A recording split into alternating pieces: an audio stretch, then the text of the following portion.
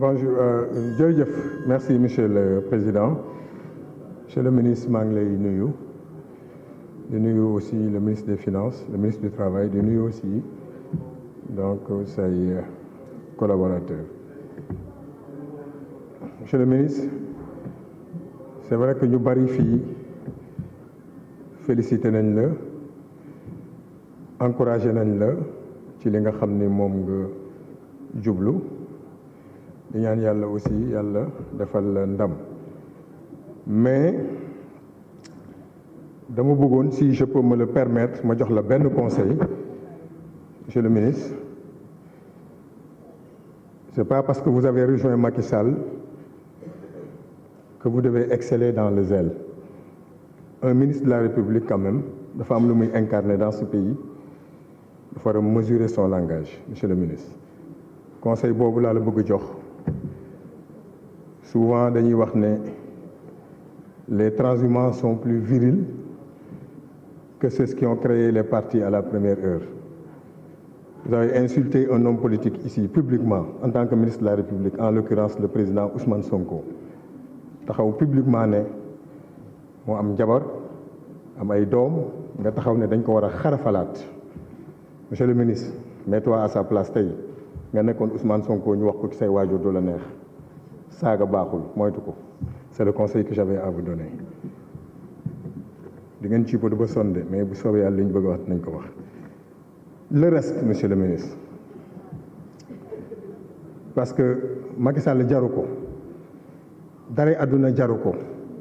ce leader politique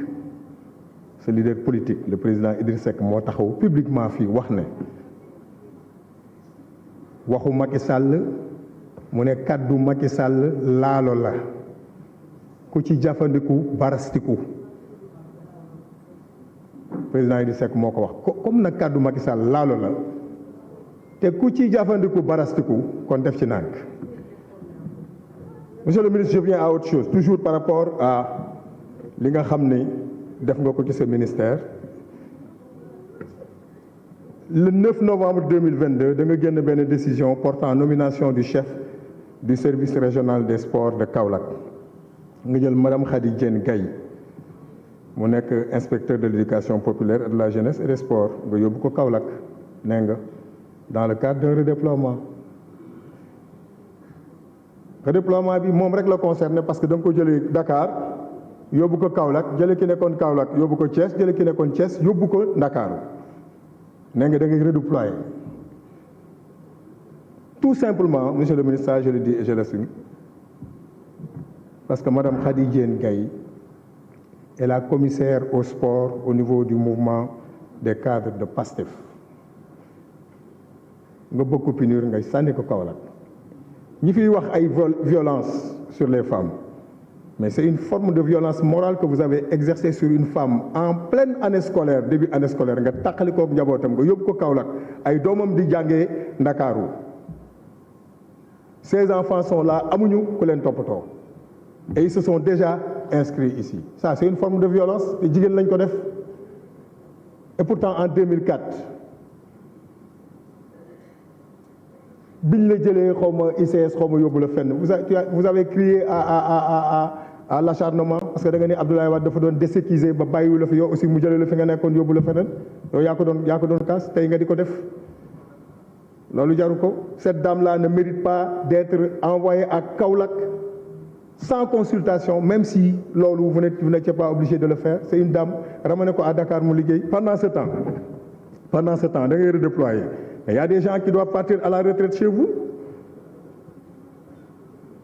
bala ngaa redéployer kay ñi nekk à la retraite chez vous mu nekk ay cadres yoo xam ne dépassé nañu l'âge de la retraite mais jëlee leen foofu nga indi ñu bees moo gën ngay orienter ñeneen je vous donne par exemple mais vous avez le directeur des infrastructures qui est parti à la retraite le directeur de la haute compétition il est à la retraite le coordonnateur de l'IAAF est à la retraite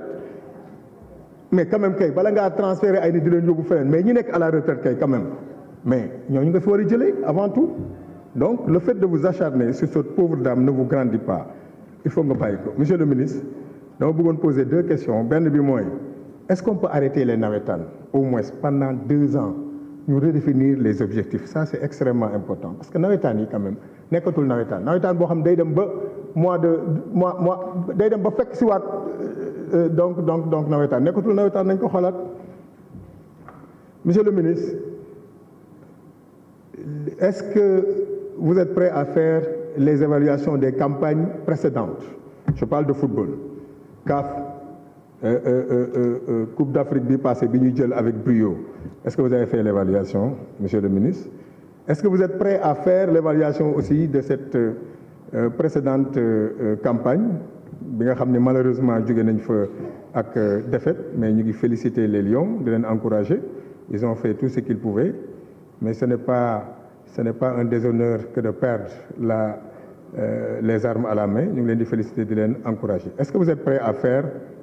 donc cette évaluation-là pour ñu xam parce que depuis Caire 86 il y a énormément de campagnes yu fi am mais amul benn évaluation bu ñu def. Monsieur le ministre, les Lions sont retournés avec presque 8 milliards, c'est pas les Lions, mais je veux dire la fédération va avoir 8 milliards 200 yoo xam ne moom la ñu jëlee ci campagne coupe du monde bi. Est-ce que monsieur le ministre xaalis boobu mënuñu ko investir ci ay infrastructures wala ñu xool naka la ñuy développer la petite catégorie. Donc ce sont les quelques questions que je voulais poser di la remercier ci déglu bi nga ma déglu di nuyu ñëpp di ziar ñëpp jërëjëf. Je vous remercie, cher collègue. Je donne la parole à notre collègue